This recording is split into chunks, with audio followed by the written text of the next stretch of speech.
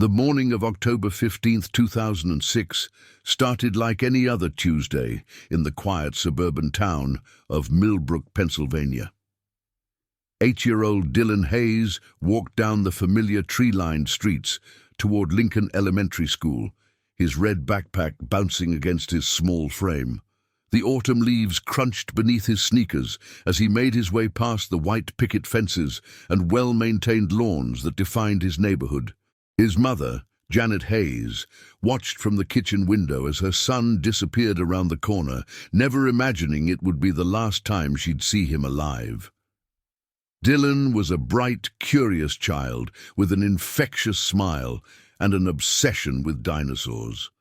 His teacher, Mrs. Peterson, later described him as the kind of student who always raised his hand, eager to share what he'd learned from his latest library book about prehistoric creatures. That Tuesday afternoon, school ended at 3:15 p.m. as usual. Dylan gathered his belongings, said goodbye to his friends, and began the 8-block walk home, a route he'd taken dozens of times before. The Hayes family had moved to Millbrook 3 years earlier when Dylan's father, Robert, got a promotion at the insurance company where he worked. Janet, a part-time nurse at the local clinic, had initially been hesitant about the move, but the neighborhood's reputation for safety and excellent schools had won her over. Millbrook was the kind of place where children rode their bikes until dark and parents didn't lock their doors. Crime was virtually non-existent, consisting mainly of occasional vandalism or petty theft. The family lived in a modest 2-story colonial house on Maple Street, painted cream with forest green shutters. Janet had spent considerable time decorating Dylan's room with dinosaur-themed wallpaper and educational posters about paleontology. The backyard featured a wooden swing set that Robert had assembled the previous summer, where Dylan spent countless hours pretending to be an archaeologist, searching for fossils in the sandbox his parents had built for him. Robert worked as a regional manager for Keystone Insurance, a position that occasionally required travel but had kept him local for the past several months. His colleagues described him as dependable and family-oriented, someone who never missed Dylan's school events or baseball games. Janet's nursing position at Millbrook Family Clinic allowed her to work part-time hours, ensuring she was always home when Dylan returned from school each afternoon. If you're following this story, please take a moment to subscribe to our channel and let us know in the comments where you're watching from. Your support helps us bring you more stories like Dylan's, stories that deserve to be told and remembered. The community of Millbrook had a population of approximately 8,500 residents, nestled in the rolling hills of central Pennsylvania. Founded in 1892 as a mill town along Clearwater Creek, it had evolved into a bedroom community for families working in nearby Harrisburg and State College. The downtown area maintained its small-town charm with locally owned businesses, a historic movie theater, and annual festivals that brought the entire community together.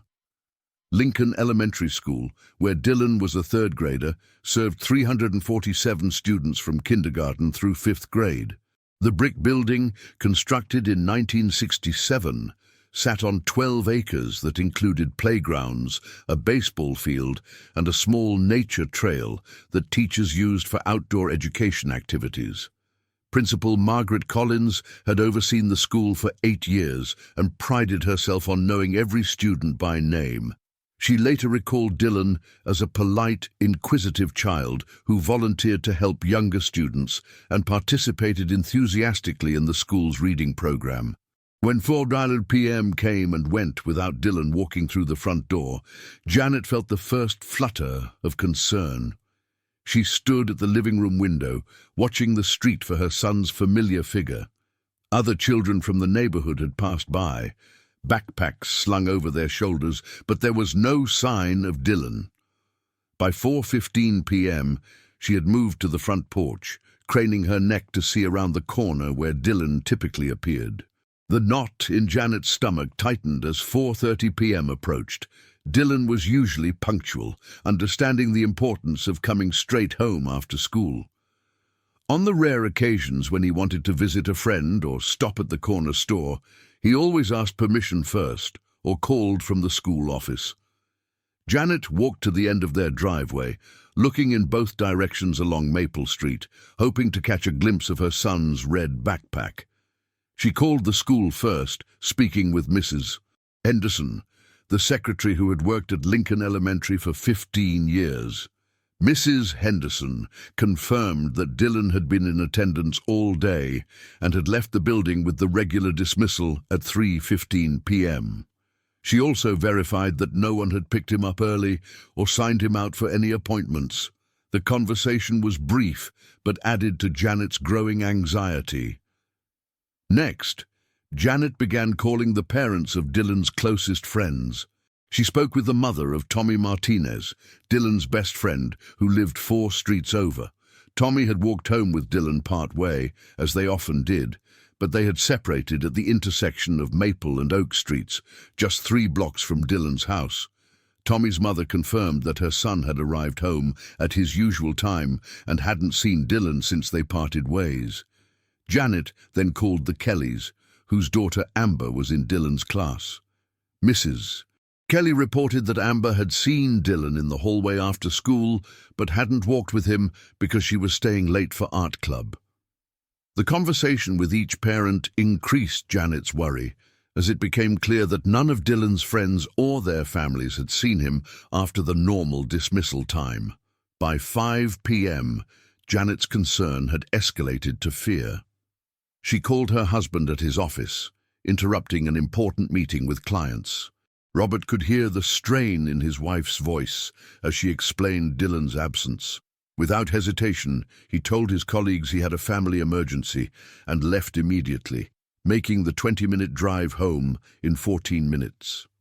Robert arrived at 5:18 p.m. and immediately began retracing Dylan's route from school. He drove slowly along the path his son would have taken, checking every alleyway, park, and business along the way. He stopped at Murphy's corner store, where Dylan occasionally bought candy with his weekly allowance. Mr. Murphy, the elderly owner, remembered Dylan, but hadn't seen him that day. The store's single security camera had malfunctioned weeks earlier and hadn't been repaired. While Robert searched by car, Janet walked the neighborhood on foot, knocking on doors and asking if anyone had seen Dylan. Most neighbors were home from work and willingly joined the informal search. Mrs. Garrison, an elderly widow who spent most afternoons tending to her flower garden, had seen Dylan walking past her house around 3:30 p.m. She specifically remembered him because he had waved to her, as he always did, and she had noticed he seemed to be walking slightly faster than usual. This sighting placed Dylan only 2 blocks from home at 3:30 p.m., meaning he should have arrived by 3:35 p.m. at the latest. The 15-minute gap between Mrs. Garrison's sighting and the time he should have been home became crucial to understanding what had happened during those missing minutes. By 6 p.m., Robert and Janet had enlisted 12 neighbors in their search. They formed small groups and systematically checked every possible location where Dylan might have gone. The community park, where he liked to climb trees, the creek behind the elementary school, where children sometimes searched for tadpoles, and even the old cemetery, where Dylan had once expressed curiosity about the historical headstones.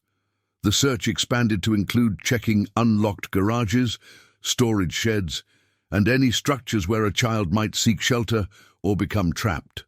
Several neighbors offered their basements and attics to be searched, understanding that in missing child cases, every possibility needed to be explored quickly and thoroughly. At 6:45 p.m., with darkness beginning to fall and no sign of Dylan anywhere, Robert made the call that would change their lives forever. He contacted the Millbrook Police Department to report his son as missing. The dispatcher, Maria Santos, had been trained in missing persons protocols and immediately began gathering essential information. Dylan's physical description, what he was wearing, when and where he was last seen, and whether he had any medical conditions or reasons he might have run away.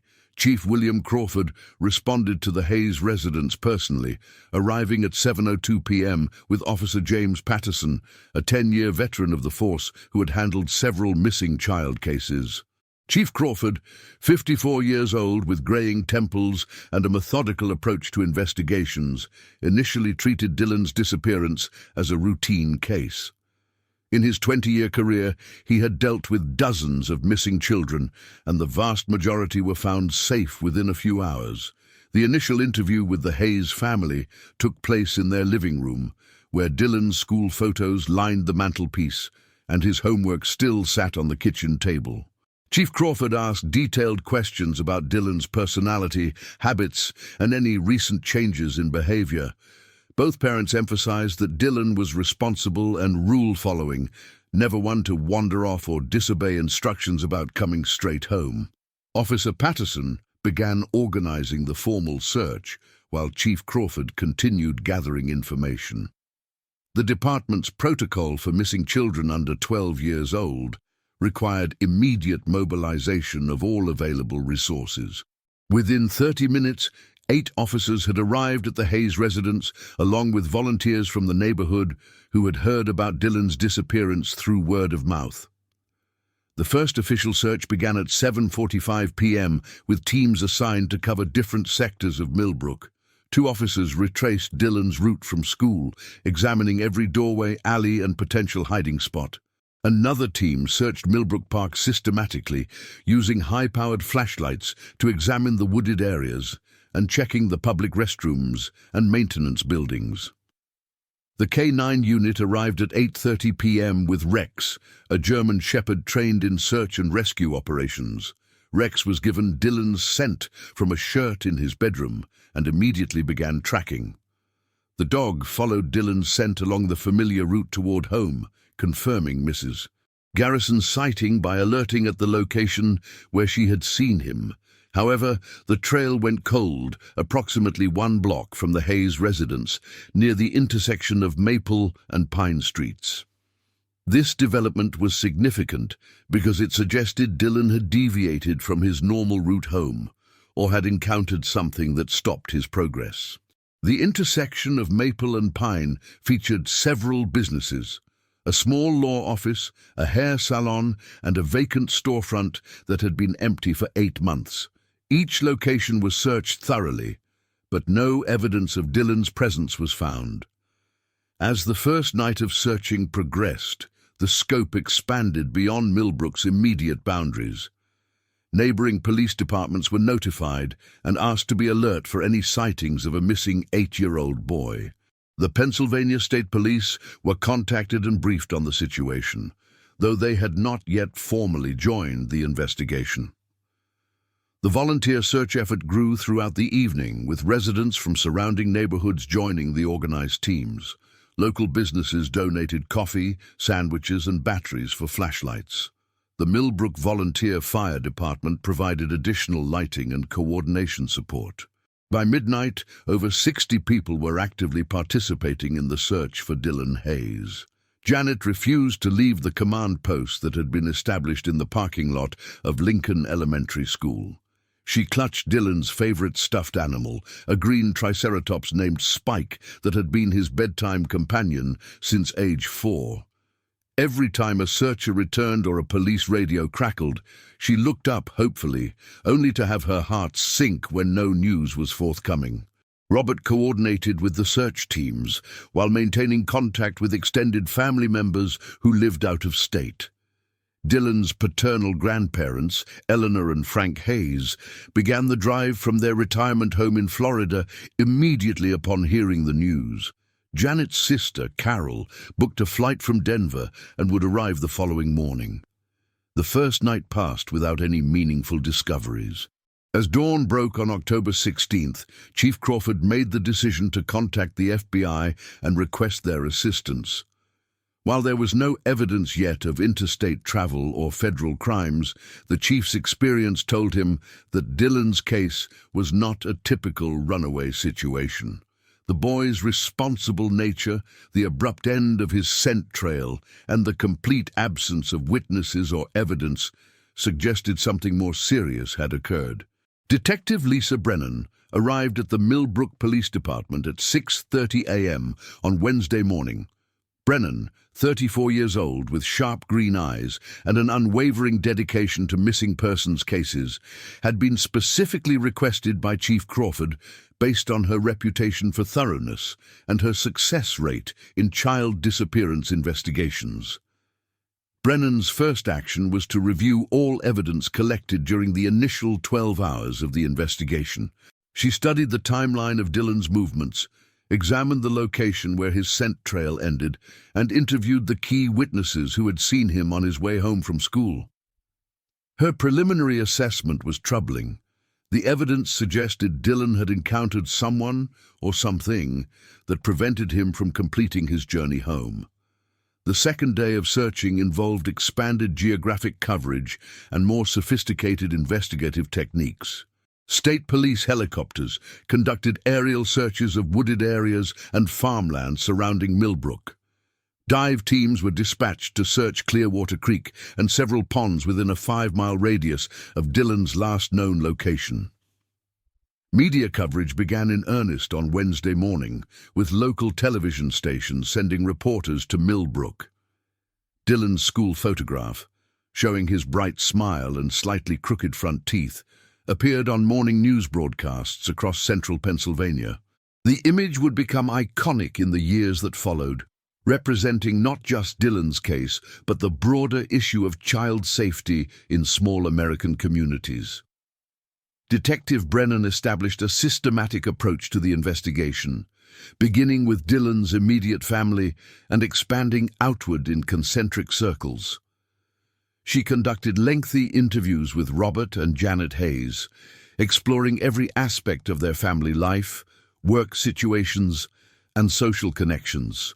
Both parents submitted to polygraph examinations voluntarily, which they passed without any indication of deception.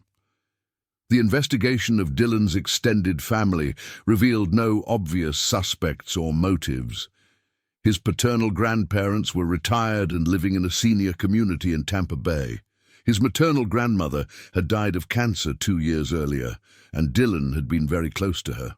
Various aunts, uncles, and cousins lived across different states. None had visited recently, and all had solid alibis for the time of Dylan's disappearance. School personnel became the next focus of investigation. Lincoln Elementary employed 47 people in various capacities: teachers, administrators, custodial staff, food service workers, and part-time specialists. Each employee underwent background checks and interviews with Detective Brennan or other investigators assigned to the case.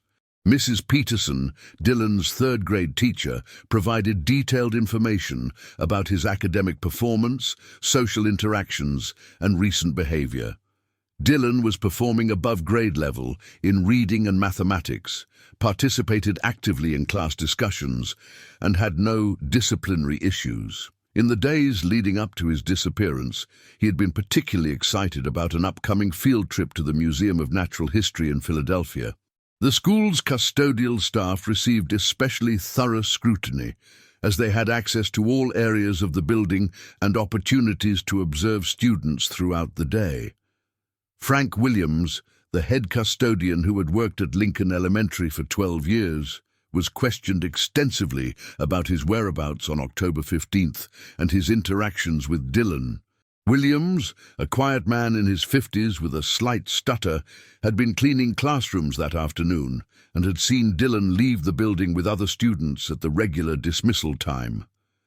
Security footage from the school's main entrance confirmed Williams's account, showing Dylan walking out the front door at 3:16 p.m., swinging his red backpack and appearing completely normal.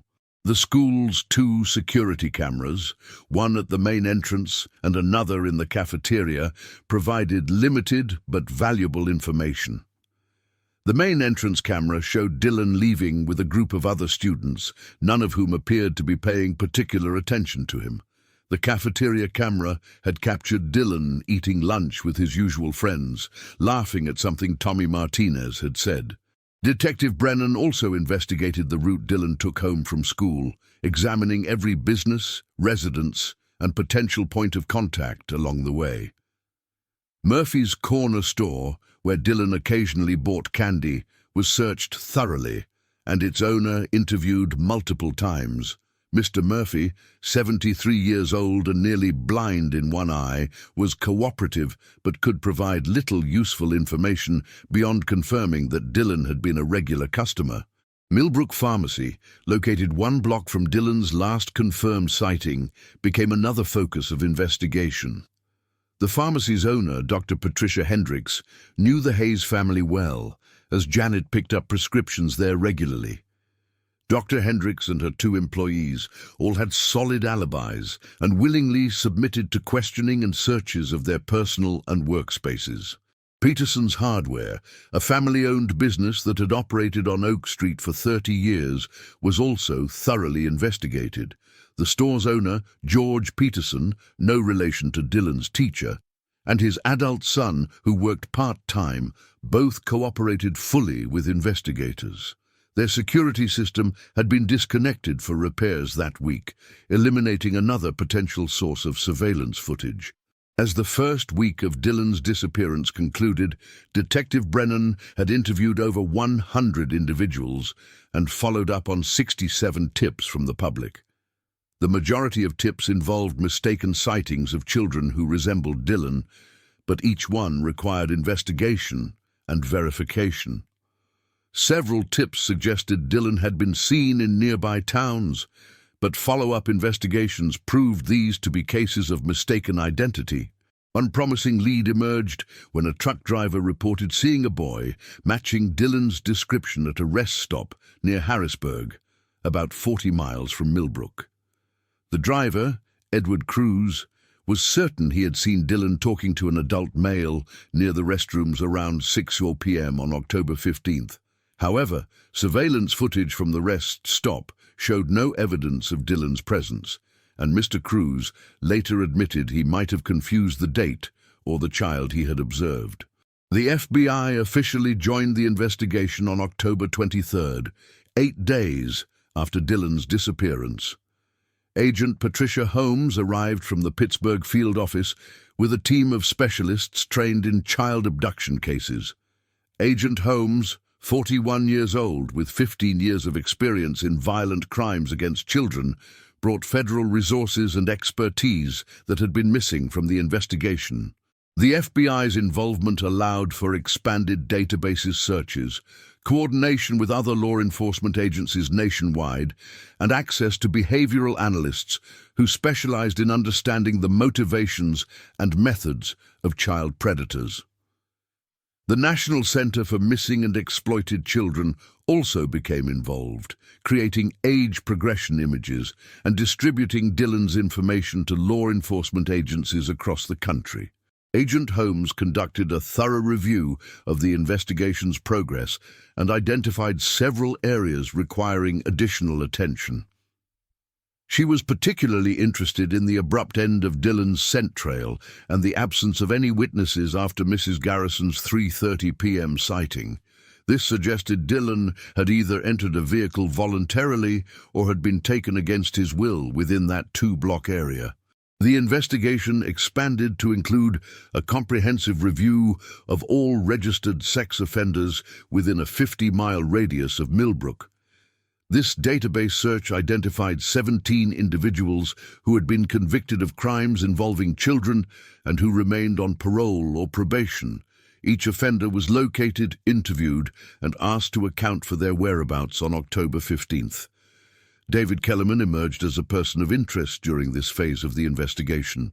Kellerman, 43 years old, with a history of inappropriate contact with minors, lived approximately 12 miles from Millbrook in a rented trailer on the outskirts of Clearfield. His criminal record included 2 convictions for indecent assault involving children under 14, and he had been released from state prison just 8 months before Dillon's disappearance. When questioned by Detective Brennan and Agent Holmes, Kellerman claimed to have been at his job at a local automotive repair shop on the afternoon of Dillon's disappearance. However, his supervisor could not definitively confirm Kellerman's whereabouts between 3 and 5 p.m., as employees often left the shop to pick up parts or run errands. Kellerman drove a 1998 Ford pickup truck, which did not match the description of the dark sedan captured on traffic cameras, but investigators noted that he had access to other vehicles through his work at the repair shop. A search warrant for his trailer and workplace was executed, but no physical evidence connecting him to Dylan's case was discovered. A polygraph examination administered to Kellerman produced inconclusive results, with some indicators of deception, but not enough to constitute definitive evidence of guilt. He remained a person of interest in the case, subject to continued surveillance and periodic re-interviews as the investigation progressed. The first winter of Dylan's disappearance was particularly difficult for the Hayes family. The holiday season, which had always been Dylan's favorite time of year, became a source of profound grief. Janet found herself unable to enter stores where Christmas music played, as it reminded her of Dylan's excitement about Santa Claus and his careful selection of gifts for family members. Robert attempted to maintain some normalcy by returning to work part-time, but his concentration and productivity suffered significantly. His colleagues at Keystone Insurance were understanding and supportive, allowing him flexible scheduling to accommodate the ongoing investigation and his family's needs. However, the stress of Dylan's disappearance began affecting his health, resulting in sleep disorders and high blood pressure that required medication. The community of Millbrook rallied around the Hayes family throughout the first winter, organizing meal trains, fundraising events, and continued search efforts whenever weather permitted. Yellow ribbons appeared throughout the town, tied to trees, mailboxes, and storefront windows, as reminders that Dylan had not been forgotten and that the search for answers would continue. Local businesses contributed to a reward fund that eventually reached $35,000 for information leading to Dylan's recovery or the arrest and conviction of those responsible for his disappearance. The reward fund was administered by a committee of community leaders and remained available for years after Dylan's disappearance. Detective Brennan worked through the winter months, following up on leads and re-examining evidence. She developed detailed timelines, created geographic profiles of similar cases, and maintained regular contact with national databases of missing children. Her dedication to Dylan's case became well known within law enforcement circles, earning her recognition from the International Association of Chiefs of Police. The case file grew to include thousands of pages of reports, interviews, and evidence documentation. Every tip, no matter how seemingly insignificant, was investigated and documented. Every person who had any connection to Dylan or his family was interviewed and cleared. Every possible scenario was considered and explored systematically. Spring brought renewed search efforts as snow melted and previously inaccessible areas became available for investigation. Volunteer search teams, coordinated by the Pennsylvania Search and Rescue Organization, combed through forests, fields, and waterways throughout central Pennsylvania. Ground-penetrating radar was used to examine suspicious areas identified by cadaver dogs, but no evidence of Dylan was discovered. The first anniversary of Dylan's disappearance brought significant media attention and a fresh wave of tips from across the country. National television programs, including America's Most Wanted and Unsolved Mysteries, featured Dylan's case, generating hundreds of phone calls to the tip hotline. Each tip required follow-up investigation, stretching the already limited resources of the Millbrook Police Department and FBI task force. Janet Hayes appeared on several television programs, pleading for information about her son and describing the devastating impact his disappearance had on their family. Her appearance on the Today Show was particularly moving, as she spoke about Dylan's personality, his dreams of becoming a paleontologist, and her determination to never stop searching for answers. The media attention generated several promising leads, including reports of sightings in various states and information about suspicious individuals who had been in the Millbrook area around the time of Dylan's disappearance. However, thorough investigation of these leads ultimately proved them to be unrelated to Dylan's case. By the second anniversary of Dylan's disappearance, the active investigation had been scaled back due to the lack of new leads and evidence. However, the case remained officially open and was reviewed regularly by Detective Brennan and Agent Holmes. They continued to follow up on occasional tips and to apply new investigative techniques as they became available. The emotional toll on the Hayes family continued to mount as years passed without resolution. Janet and Robert's marriage, strained by grief and the constant presence of investigators and media attention, began showing serious signs of deterioration. They attended counseling sessions with a therapist who specialized in trauma and loss, but the unresolved nature of Dylan's fate made healing extremely difficult. In 2011, 5 years after Dylan's disappearance, the case received renewed attention when Detective Brennan applied new forensic techniques to evidence that had been collected during the initial investigation. Advances in DNA analysis allowed for extraction of genetic material from items that had previously yielded insufficient samples for testing. However, this renewed forensic analysis did not produce any breakthrough evidence. The few DNA samples that were successfully analyzed belonged to Dylan himself or to family members and investigators who had handled the evidence. No unknown genetic material was discovered that might have provided leads to Dylan's abductor. The investigation entered a new phase in 2014, 8 years after Dylan's disappearance, when construction workers renovating an abandoned warehouse in nearby Clearfield made a shocking discovery. While breaking up concrete in the building's basement to install new plumbing, workers found a child's sneaker buried approximately 18 inches beneath the surface. The shoe was a Nike athletic sneaker, size 2, matching exactly the description of what Dylan had been wearing on the day he disappeared. The sneaker was in remarkably good condition, protected by the concrete and dry basement conditions. Forensic analysis confirmed the presence of Dylan's DNA on the shoe, providing the first physical evidence of his fate in 8 years.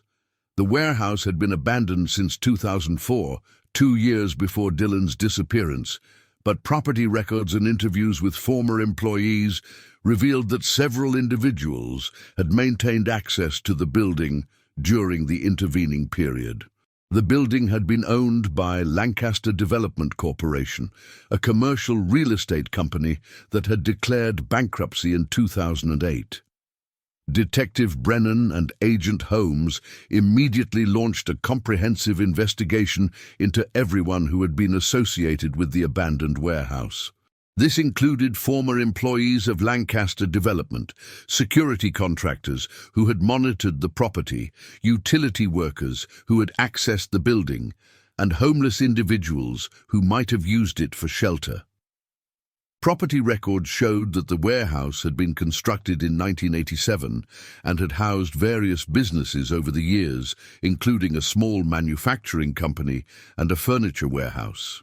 After 2004, when the last commercial tenant vacated, the building had remained empty except for periodic inspections and maintenance activities.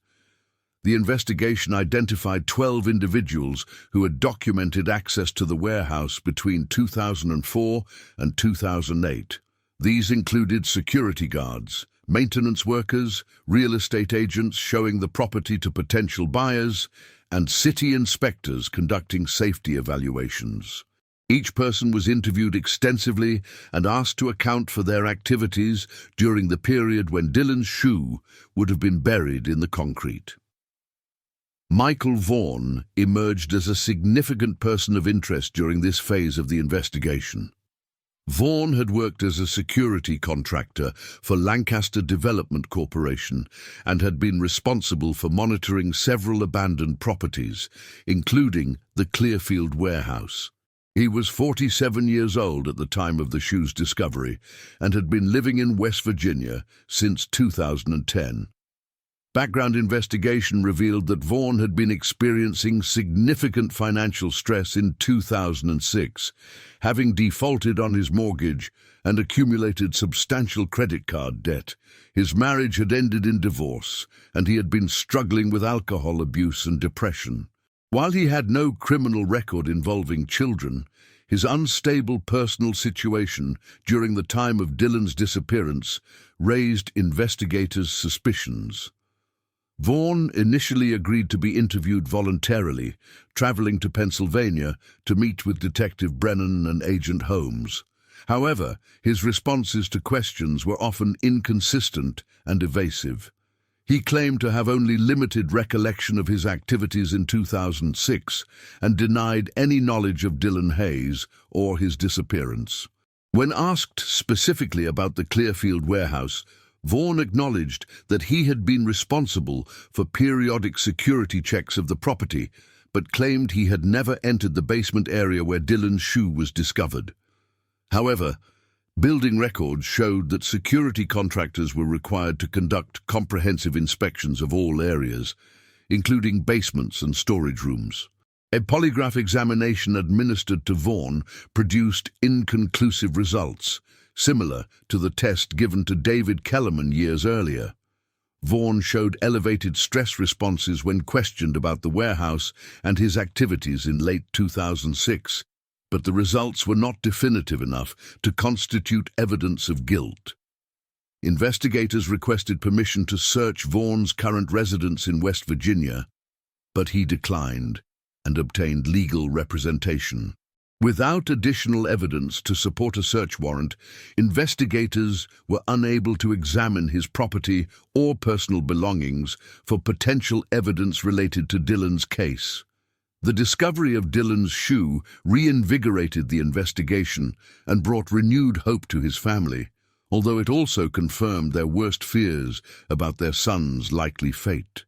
Janet Hayes, who had moved to Oregon in 2012 to live near her sister, returned to Pennsylvania to meet with investigators and learn about the new developments in the case. The warehouse was completely excavated under the supervision of forensic archaeologists, with every cubic foot of soil and concrete examined for additional evidence. The excavation took 3 weeks and involved specialized equipment and techniques used in archaeological investigations. However, no additional physical evidence related to Dylan was discovered during the extensive excavation. Forensic analysis of the concrete surrounding where Dylan's shoe was found indicated that it had been poured sometime between 2005 and 2007, consistent with the timeline of Dylan's disappearance. The concrete showed no signs of having been disturbed after its initial installation, suggesting that whoever had buried the shoe had done so before the concrete was poured. This timeline analysis became crucial to the investigation, as it meant that Dylan's abductor had access to the warehouse basement during a specific window of time when concrete work was being performed. Building permits and contractor records were examined to identify everyone who had been involved in any concrete work at the warehouse during the relevant time period. The investigation revealed that in late 2006, approximately 2 months after Dylan's disappearance, minor repairs had been made to the warehouse basement floor. These repairs involved pouring small sections of concrete to level the floor and repair cracks that had developed over the years. The work had been performed by Clearfield Construction, a small local company that had since gone out of business. Records from Clearfield Construction showed that 3 employees had worked on the warehouse project: the company owner, James Clearfield, and 2 workers, Anthony Rivera and Michael Vaughn. This discovery provided direct evidence that Vaughn had been present in the warehouse basement during the time period when Dylan's shoe would have been buried. When confronted with this evidence, Vaughn's attorney advised him to cease cooperation with investigators. However, the concrete evidence was sufficient for prosecutors to obtain a search warrant for Vaughn's West Virginia residence. The search was conducted in November 2019, 13 years after Dylan's disappearance, by a joint task force of Pennsylvania State Police, FBI agents, and local West Virginia authorities. The search of Vaughn's property yielded significant evidence that had been hidden for over a decade. In a storage shed behind his house, investigators discovered a collection of newspaper clippings about Dylan's case, including articles that had never been published online and would have been difficult for someone to collect unless they had been following the case closely from its beginning. More disturbing was the discovery of detailed maps of Millbrook that Vaughn had marked with locations related to Dylan's disappearance. The maps showed Dylan's school, his house, and the route he took home, with handwritten notes about timing and visibility from various vantage points. The level of detail suggested extensive surveillance and planning. The most damning evidence was a handwritten journal that Vaughn had kept during the fall of 2006. The journal contained entries describing his activities and thoughts during the weeks surrounding Dylan's disappearance, including passages that appeared to chronicle surveillance of children in the Millbrook area. Several entries specifically mentioned the dinosaur boy, a reference that could only have applied to Dylan given his well-known obsession with paleontology. One journal entry, dated October 13, 2006, 2 days before Dylan's disappearance, read, "Watched the dinosaur boy again today. Same route, same timing. Mother watches from window until corner. 3 blocks of opportunity." Another entry, dated October 16, 2006, the day after Dylan disappeared, contained the cryptic phrase, "Problem solved. Concrete solution permanent." Based on this evidence, Michael Vaughn was arrested on November 8, 2019, and charged with kidnapping, murder, and abuse of a corpse. The charges were filed in Pennsylvania, requiring Vaughn's extradition from West Virginia. He was held without bail, pending trial, as prosecutors argued that he posed a flight risk and a danger to the community. The arrest brought a measure of closure to the Hayes family after 13 years and 24 days of uncertainty. Janet Hayes, now working as a hospice nurse in Portland, Oregon, received the news through a phone call from Detective Brennan. She described feeling a complex mixture of relief, grief, and anger upon learning that her son's killer had finally been identified. Robert Hayes, who had remarried in 2015 and was living in Lancaster, Pennsylvania, expressed gratitude for the persistence of investigators, but emphasized that no arrest could bring back his son or erase the years of suffering their family had endured. He had started a new family with his second wife, but had never stopped grieving for Dylan or hoping for answers about his fate. The community of Millbrook, which had never forgotten Dylan Hayes, reacted to the arrest with a mixture of satisfaction and sadness. Many residents had followed the case closely over the years and had participated in anniversary vigils and fundraising efforts to support the ongoing investigation. The arrest validated their belief that justice would eventually prevail, but it also confirmed the loss of innocence that Dylan's disappearance had brought to their community. Vaughn's trial began in March 2024, 18 years after Dylan's disappearance. The prosecution presented a comprehensive case based on physical evidence, Vaughn's documented access to the warehouse, his collection of materials related to the case, and his journal entries from the time period. The defense argued that the evidence was circumstantial, and that Vaughn's interest in the case stemmed from legitimate concern as a community member rather than guilt as the perpetrator. The trial lasted 6 weeks, with testimony from over 40 witnesses, including investigators, forensic experts, and members of the Hayes family. Dylan's journal entries were read aloud in court, providing a chilling glimpse into the mind of his abductor. The defense attempted to argue that the journal entries were fictional or related to other activities, but forensic handwriting analysis confirmed they were written by Vaughn, and the specific references to Dylan made their connection to the case undeniable. Forensic experts testified about the significance of finding Dylan's shoe buried in concrete at the warehouse where Vaughan had worked. The timeline evidence showing that concrete had been poured shortly after Dylan's disappearance, combined with Vaughan's documented presence at the location, created a compelling narrative of how the crime had been concealed.